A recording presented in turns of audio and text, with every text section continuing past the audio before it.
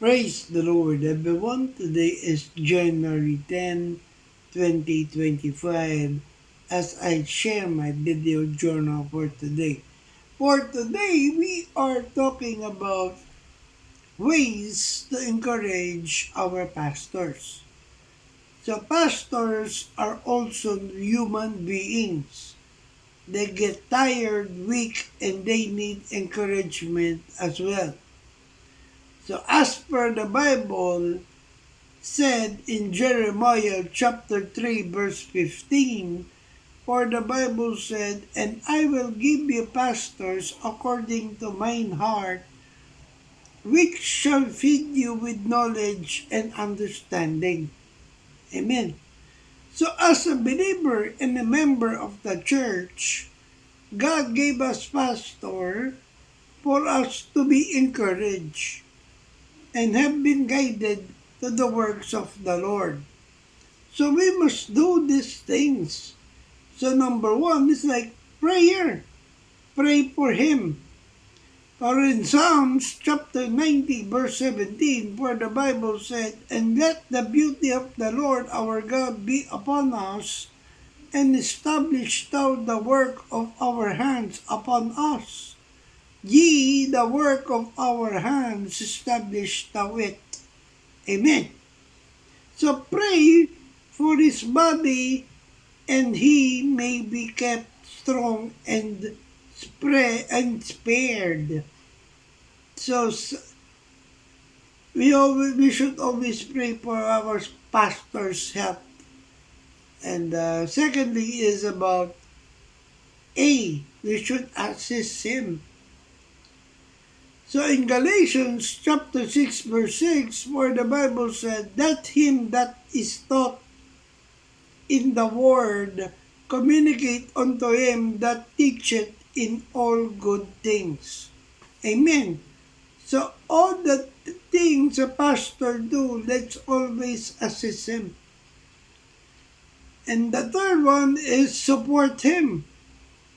We could read this in Hebrews chapter 13 verse 17, where the Bible said, obey them that have the rule over you, and submit yourselves, for they watch for your souls, as they that must give account, that they may do it with joy and not with grief, for that is unprofitable for you. So obey, for they are the anointed of God. So another is to treasure him, treasure our pastors. So we could read this in 1 Timothy chapter 5 verse 17.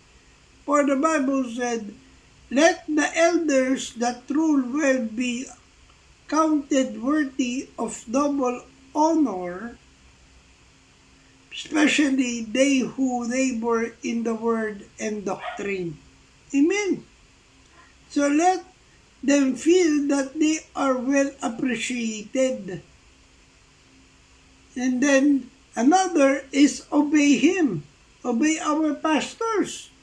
We will read this in Romans chapter 13 verse 2. For the Bible said, whosoever therefore resisteth the power, resisteth the ordinance of God.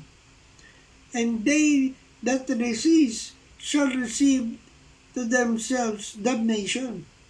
Amen. Because God gave us a heart-beating expectations. So, we must obey the one that God anointed. And there also respect our pastors. So we could read this in 1 Thessalonians chapter 5 verse 12 to 13. For the Bible said, and we beseech you, brethren, to know them which labor among you and are over you in the Lord, and admonish you. Verse 13, and to esteem them very highly in love for their work's sake, and be at peace among yourselves. Amen. So let's give our respect and highest regard in love because of their work.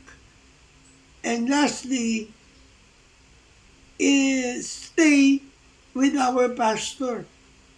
In Titus chapter 1 verse 7, we could read as where the Bible said, "For a bishop must be blameless as the steward of God, not self-willed, not soon angry, not given to wine, no striker, not given to filthy lucre."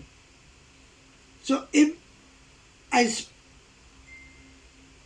if I spell it right, the one that I mentioned is it is spelled the word pastor. As God representative and leader of the church, we should attend our ears and hearts to his teaching. Value him highly for his work.